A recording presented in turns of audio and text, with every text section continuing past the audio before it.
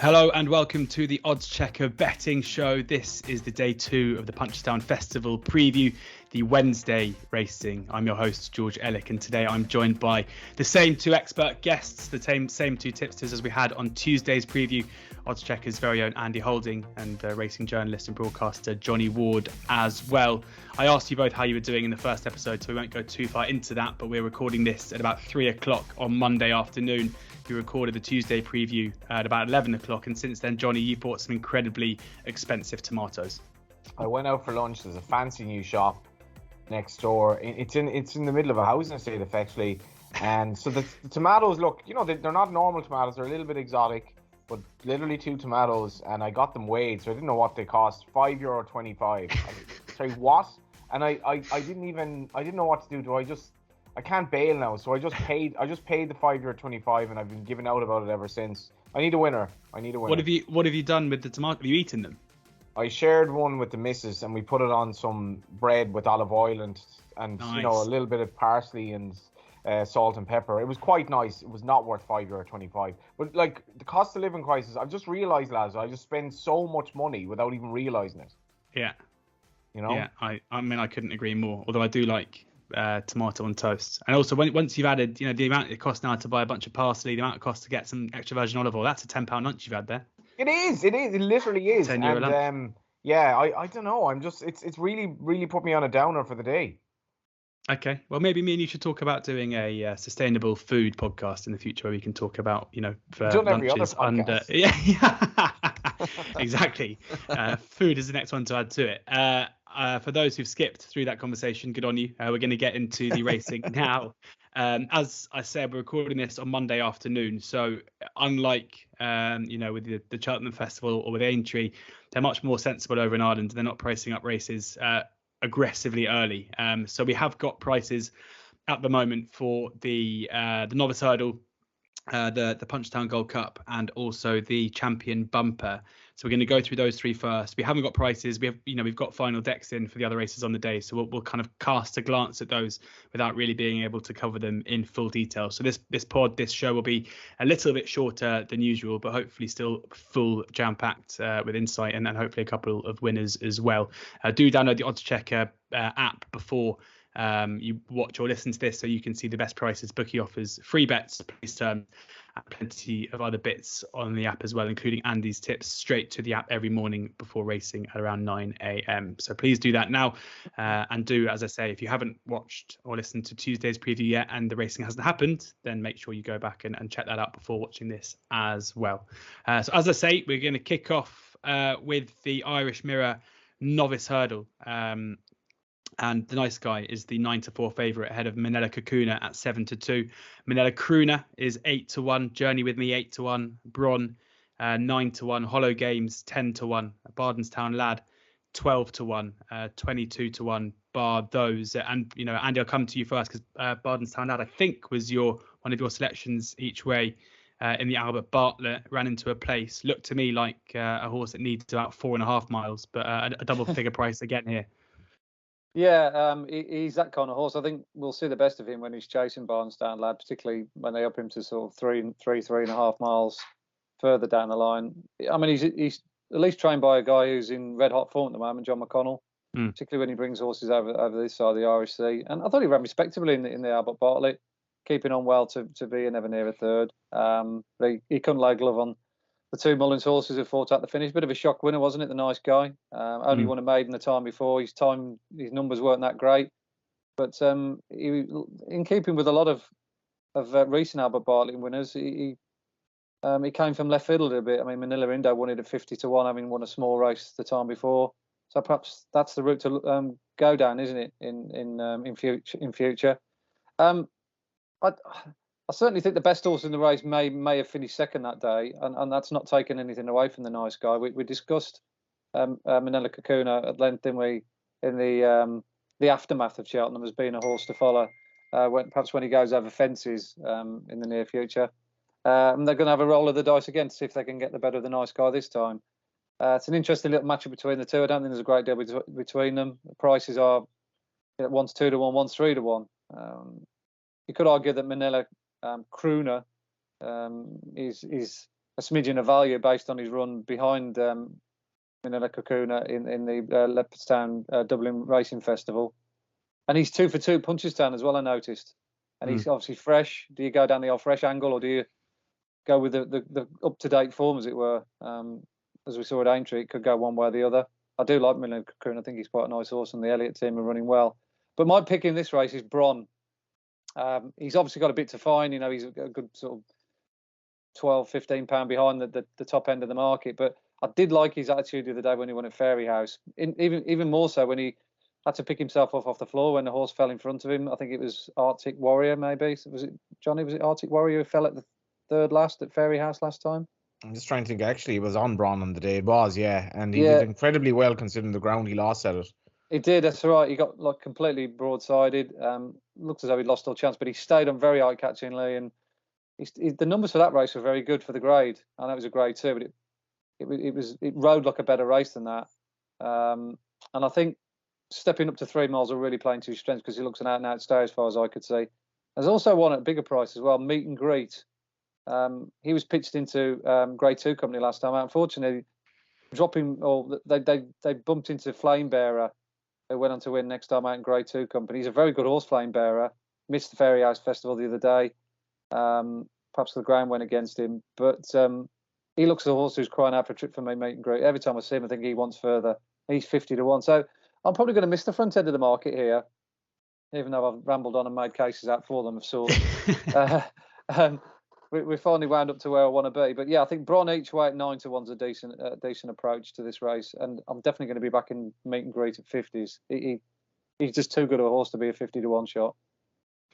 Yeah, Bron 9 to 1 with a couple of firms, Bet Victor and Coral, 2 of them, and Meet and Greet 50 to 1 pretty much across the board. But crucially, William Hill and Betfred both paying a fifth of 4, where most firms are a fifth of 3. So if you're going to be back in Meet and Greet, make sure you do sniff out that extra place if you can. Johnny, there's a 50 to 1 tip and a 9 to 1 tip there. How are you going to follow that up? Yeah, the 5th to 4 is great value. I put up Bron on Racing TV the last time he ran, and the race was going absolutely perfectly in terms of his position in a race where they were kind of well strung out. And then, as Andy said, he was really badly hampered by the faller, and he showed a brilliant attitude.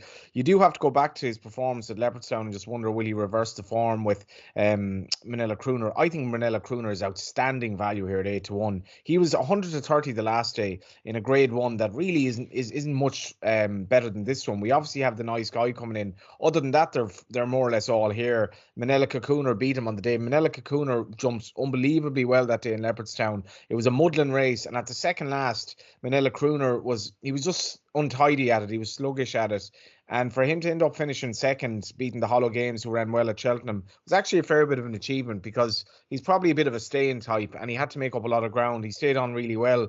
I spoke to Gordon Elliott before Aintree, where he was going to go there. He had a small issue, but it was nothing major, and he said, yeah, he'll go to Punchestown. I was tipping this horse up anti-post like yesterday. He was certainly not. I think he might have been 6 to 1. I think 8 to 1 is an outstanding price here. I think he'll be staying on all the way to the line. Practically certain there'll be a good pace in the race. Bron, for me, this is a good bit tougher than the race he won the last day, and I think he's outstanding value. He might bet of the day at the prices. Bet of the day at the prices there at 8 to 1. That is with Bet365, the price there for Johnny. As Andy says as well, George, he's 2 from 2 at Punchestown, albeit in weaker races, but yeah, it all helps. And I think horses coming here fresh, I'd definitely prefer that to having run, we'll say, both of the festivals. I must admit, I didn't realise he was as big as that. I mean, when I was just casting through them there, just presuming there was. And that's why you've got to use oddschecker. He was 5 to 1 yesterday, Andy, I think. Yeah, I don't know, he's 8 to 1. I don't know who's pushed him out to that, but that doesn't make any kind of sense. Yeah, Bet365 or 8 to 1 as it stands at the moment. He is as short as 6 to 1 elsewhere. So that price might be short-lived after this goes out, or after Johnny's able to log into his Bet365 account as soon as we finish recording here. Good luck with that. Which I'm not. 8 to 1. With Minella Crooner, crucially there with Minella Cocooner, Minella Crooner. It is the Crooner who is getting the positive mentions there from the guys there. On then to the Ladbrokes Punchestown Gold Cup, over 3 miles, and Allaho is the 15 to 8 favourite ahead of Minella Indo at 9 to 2. Clan Des Obeaux also 9 to 2, with Galvin 7 to 1. Fakir Dairies 11-1, Tornado Flyer 16-1, Janadil 16s with Albion Photo and Kemboy, the 9th runner in the race at 25-1 as it stands at the moment, although a bit of blue around on Kemboy, short 16s elsewhere. Andy, how do you see the Punchestown Gold Cup this year? Well, it's fascinating, isn't it? Obviously with Allaho there, we know how good he is over 2.5 miles. He looks a good thing at Cheltenham, and Judy got the job done. That is his trip, or seemingly his trip. They dropped him back to 2 miles last year, but unfortunately he wasn't quick enough to take on and get the better of Chacon Poursoir. It was an experiment worth trying. They didn't have anything to lose that day. Having only run 3 times in the season up to that point, and it's pretty much the same scenario here now. He's had his 3 runs, nicely spaced out, had plenty of time to recover from Cheltenham. Why not try 3 miles? Now is as good a time as any to find it, to see what they're going to do next season. And obviously they've got that certain Galopin de Champ in the yard as well. They'll want to know, how they stand, which one's a 2.5 mile, and which one they're going to go up to 3 miles and go down the Gold Cup route. So I think that there's a little bit of a hidden agenda in this in some respects. We know he's going to go off in front and lay his cards on the table and jump well, and probably get quite a few of these in trouble from a long way out. But then it's just a question of, will he get home? At 15-8, I could sort of take him or leave him at that price. Whereas I do think Clan Des Obeaux at 9-2 with several firms, he's a better option for me each way. I do like me each way bets. So do you, George. Anything over sort of 7-2, 4-1. In these kind of events, you're sort of sniffing around him like a puppy dog. But I mean, look, he's just a very, very good horse when he's on his day. He rather got cruelly cast aside, didn't he, in the betting at Aintree, even though he looked blatantly obvious having run well round there before. And it's not as if he's not come here before Punchestown after he's won at Aintree, did it last year. And as we saw on Saturday, Nichol's horses are just still jumping out their skin. So while he's in great form, why not roll the dice again? He clearly likes good ground, good strong gallop at Punchestown. To play into his strengths is absolutely ideal. It's hard to see Clan Des Obeaux not finishing in the first 3, basically, is what I'm getting at, because he ticks every box with regards stamina, well-being, and trip. Whereas, the likes of Allaho, Fakir Dairies, and obviously, up to a point, and obviously Galvin have got to prove themselves again. So yeah, I think he's the way I'd go at the prices. Yeah, Clan Des Obeaux 9-1 with Bet Victor, Ladbrokes and Parry Match, the one each way bet at 9-2, bit of an each way bet to nothing possibly. Sky Bet are 4 places as well, they're 4-1. So if you wanted to add the extra place with just 9 runners as well, take a slightly shorter price, that would be the firm to go to. Johnny? It's a brilliant renewal of the race. I think Ladbrokes must be delighted. As Andy says, it's like, they're nearly all here. You've 9 runners, you've an overseas horse coming over, you've I think 5 different trainers, and you've a load of different owners. So I think jumps racing kind of needs these household names, and okay, we don't have the Gold Cup winner here, but we have the same owner having Allaho. For me with Allaho, if this race were at Cheltenham over the same distance, I probably nearly fancy him.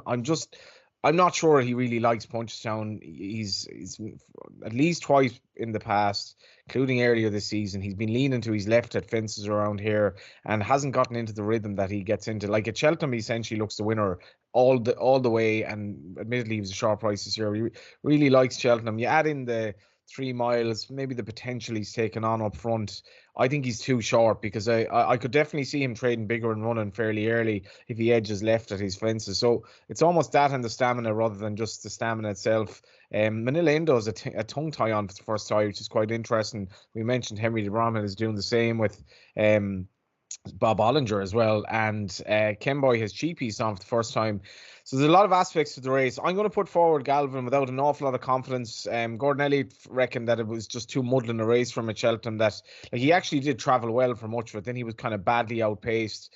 I think there will be a bit of pace on here. I can see Allaho going off slow over this trip, and I think Galvin will tip away. He's double the price he was at Cheltenham.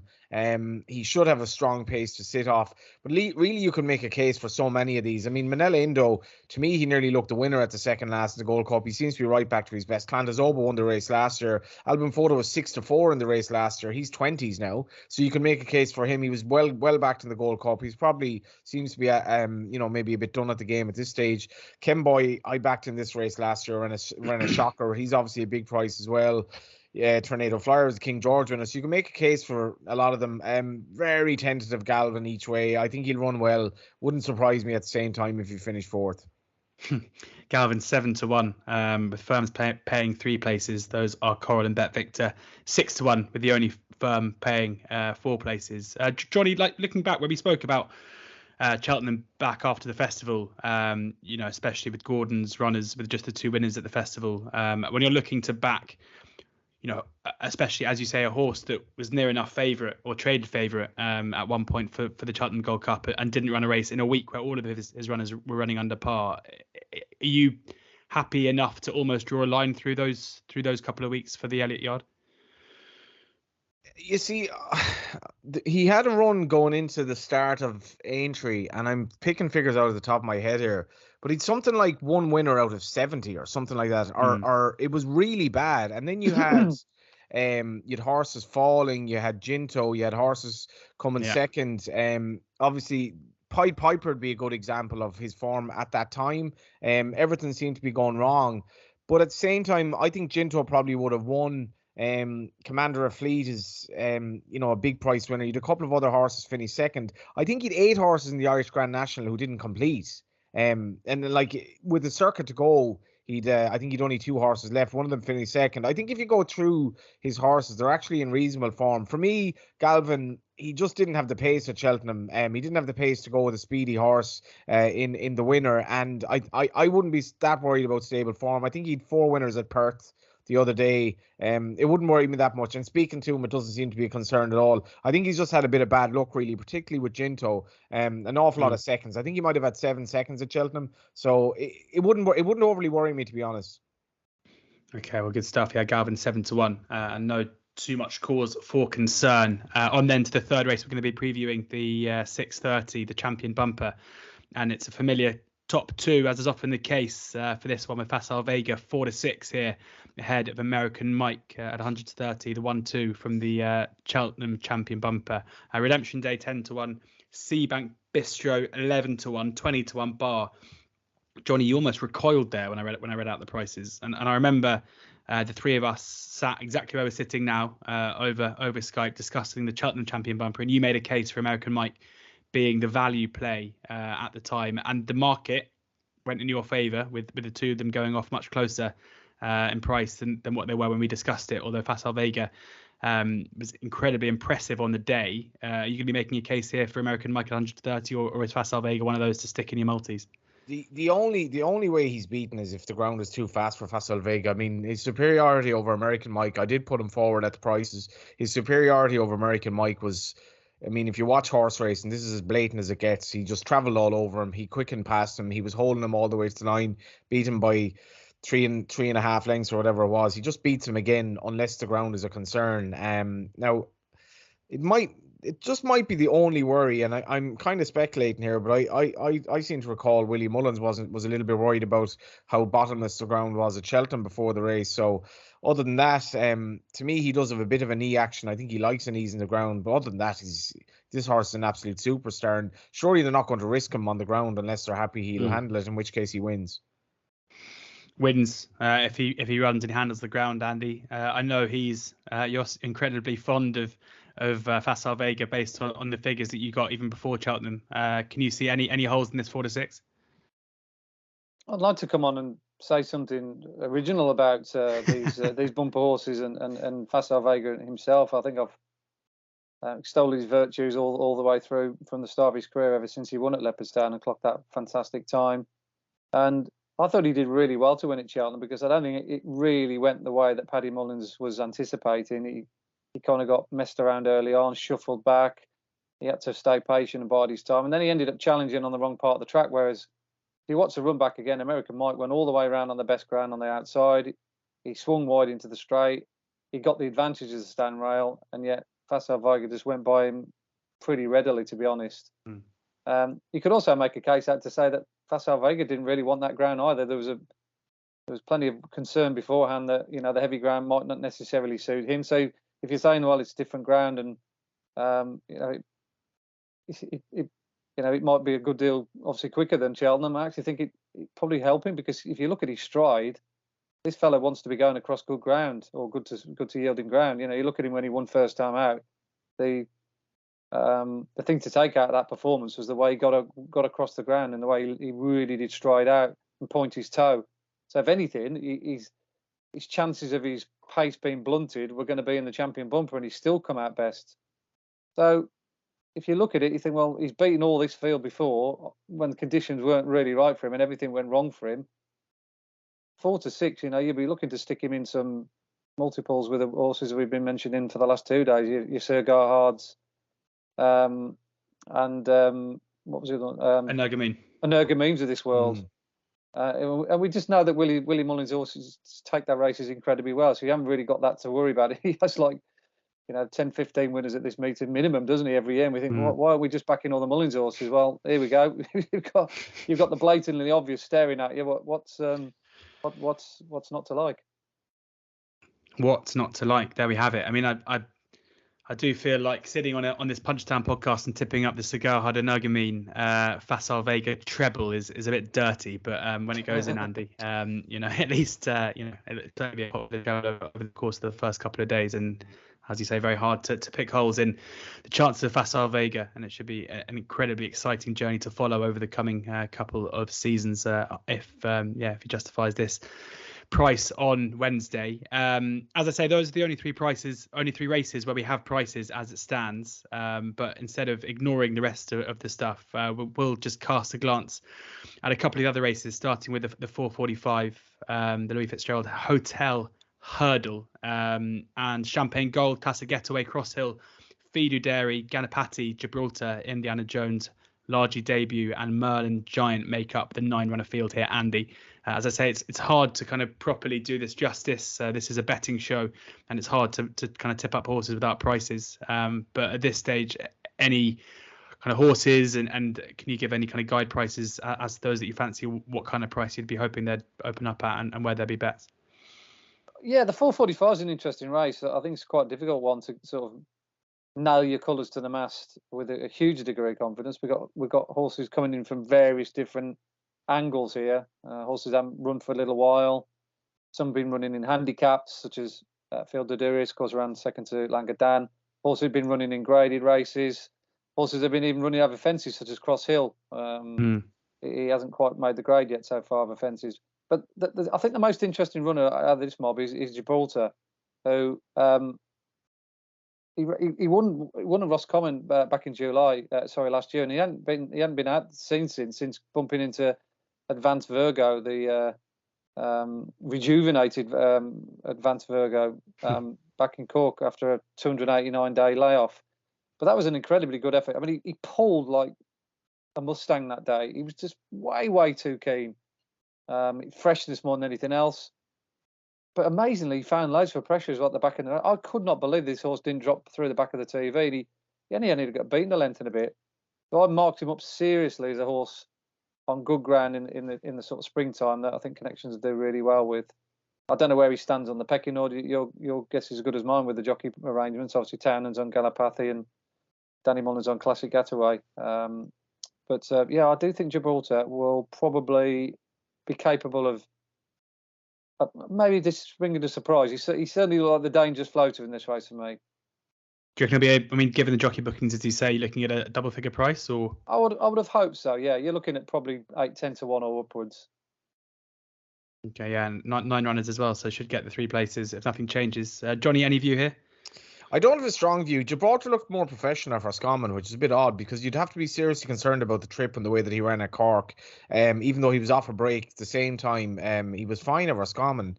And I'm just looking at his flat form when he was trained in Britain. I mean, he practically stayed 2 miles on the flat. So when he was with Michael Bell, so he should be fine.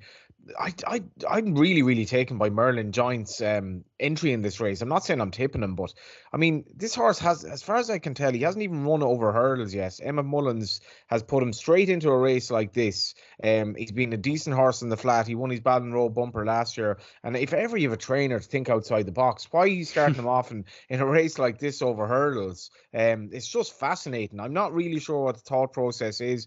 I guess Fielded Aries is we would have known him in Ireland when Joseph O'Brien trained him. He's very, very solid. He's 2 runs coming here for Nicky Henderson are rock solid. This probably as quick a ground as he would have encountered. He'd be my selection, but it's very tentative. I'm really interested to see what the betting makes of Merlin Giant. Is he going for something in this race? Because I'm intrigued as to why he's starting here. What has he got in mind from down the line? He got Galway probably, given the connections, Johnny? Probably, yeah. Like maybe the novice hurdle at Galway. Maybe this is a means of getting some experience in a hot race. But I love trainers that do unorthodox things that have you kind of second guessing, and he's certainly in that boat. I mean, who wins the Grand National like he did this year? It's incredible, really. Who wins a Grand National with a horse running in a bumper 14 months before? Emmett Mullins does. He seems like he's reinventing the wheel in terms of where he's placing his horses at the moment and the races that he's winning as well. So certainly one to keep an eye on here, albeit as Johnny says, not necessarily a tip. Andy, any other ones to circle, horses to flag up on the day? Yeah, I'm a bit of a glutton for punishment with that first race. The Allaho opportunity, obviously sponsored by JP McManus, so anything that JP's running in it. You're going to tip up the same as me here, I think. Possibly, yeah. I should have backed last year's winner, actually.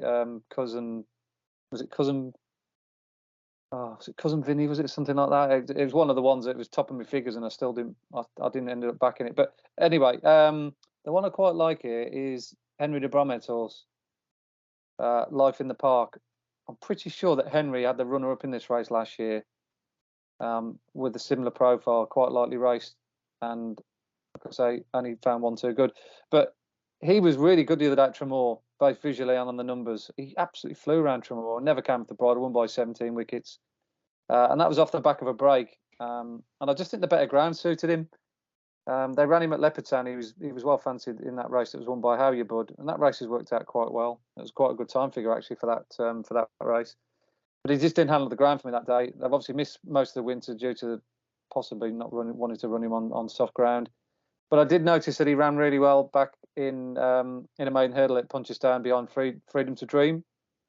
So they've obviously had perhaps a race like this on their mind for a little while now, knowing that he runs well at Punchestown. That run should have put just a nice little edge on him. As Johnny mentioned early on in the previous podcast, Henry's horses are in flying form. So yeah, he'd probably do for me off a mark 119, but it's a viciously competitive race. I could come up with perhaps another 2 or 3, and I know Johnny probably have at least 1 or 2 up his sleeve. Well, let's hear Life in the Park, the one there for Andy. You thought Andy's going to tip up the same one as you? I did. Sometimes I think horses are given handicap marks that is like a subconscious kind of maybe lack of respect for the track, and that could be the case with that horse at Tremor because he won so well, but Tremor is just considered such a kind of a summer track. Like 119 is definitely interesting. I really like Guri here though, who was essentially he won at the festival last year when Simon Torrance rode him. But if you watch his run at Naas the last day, it was just an absolutely perfect prep for this race. He was out the back. Mark Walsh rode him, squeezed him along every now and then. It was his first run since October. He made nice mid-race ground. He wasn't knocked about at all. He's 6 pounds higher than when bolting up last year over the course and trip.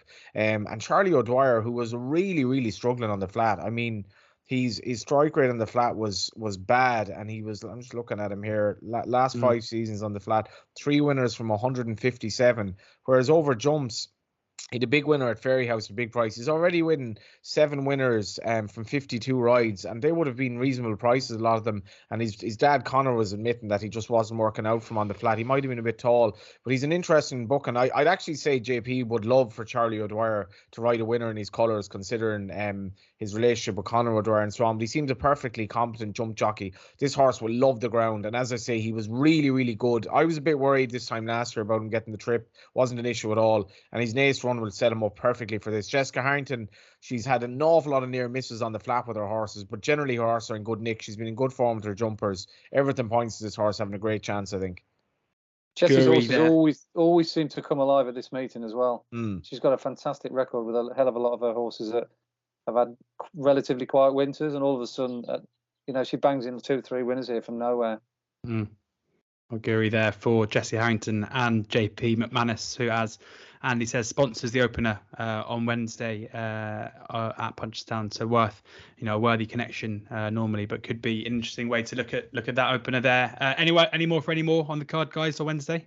I think just before Andy comes in, I think Freedom to Dream is definitely interesting in the second race. I was kind of hoping. I think there was a. I actually forget who was in this race in terms of anti-post. There was a horse I wanted to take on it that looked like it was making the market. Freedom to Dream. He ran in the Martin Pipe, and people who listen to this show will remember Andy putting up Party Business, who then obviously did the job at Aintree. Well, he was just behind him. He was unlucky. Freedom to Dream wasn't really unlucky in the race. He got a nice run up the rail, but he travelled well, and he's been a horse that had come off a long layoff, so he's kind of been improving as the season's gone on. And he's also won at Punchestown as well. I think he'll run a very good race. I love the way he stayed on all the way to the line. Kind of came up the inner at Cheltenham, but there were a load of horses you think were going to pass him sort of between the last two. Just kept going. I think he'll run very well. Freedom to Dream there for Peter Fahey, the one for Johnny in the second at Punchestown. Last call, Andy, anything else? No, Johnny's he's nailed me with the other one. Yeah, that was the other one I was going to put up. I mentioned Freedom to Dream, obviously, with the form line with Life in the Park earlier on, and this fella beat Life in the Park at Punchestown early on in the season. But yeah, Johnny's absolutely bang on. You could not win going up the inside. You had no right to go around the inside at Cheltenham. All the winners came wide on the last day. Banbridge and I think Cobbler's Dream came wide. And he stayed on best of all up the inside. All the others that went around the inside, they're still running now. I think if you go and search for them. And look, he was up sides Hollow Games. We've been running in Grade 1s. Obviously Party Business, who was 5th. He did the job in the end. I actually had a bit of a struggle watching him run. I sweat about a stone watching that race. What price did you get actually? 14s. Oh my God! Yeah, because he went off like 11-2 or something, didn't he? Yeah. Well, luckily I got the 14s before I did the podcast because I think it was during, wasn't it? It was quite popular. Yeah. It probably was. Yeah. I think that's a note to self. If you're going to tip horses, try and back them before the podcast goes out. Yeah. He looks tailor-made for this race. Likes the track as well. He hasn't run for 40 days. Yeah, Pete Fahey's horses. I like his horses as well. So yeah, he'll probably be favourite though, in all fairness. But he should go well. I just see a headline in the Racing Post there. Paul Nicholls has become an owner with Hills, which I presume it's the trainer. Let me see. Yeah, Charlie Hills. And he basically has explained why he became an owner with Charlie Hills in the flat. We were on the Raz and I was persuaded. So that could be you, Andy, at Punchestown on Thursday. Well, I've got to be professional because I've got to do my column by 8:30 in the morning. So that's going to test me what time I call it at night. On the show next week, we'll hear about you two meeting for a pint of Guinness and end up buying a horse together. Look forward to hearing about it. Cracking stuff, guys. Well, fingers crossed, Andy, after backing that meet and greet, that 50-1 is still about, but plenty of other tips and stuff in there from the guys. I hope you both have a brilliant time at Punchestown on Wednesday and on Thursday for you, Johnny, as well.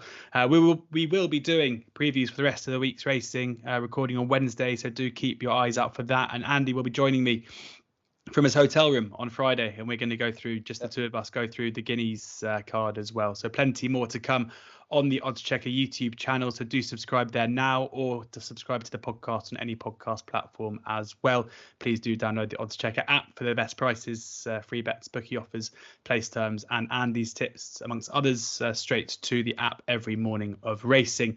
Thank you very much to both of you for sharing your insight. Hopefully be a couple of winners in there as well. But as is always the case on busy weeks like this, please do ensure you're on top of your gambling and you're gambling responsibly.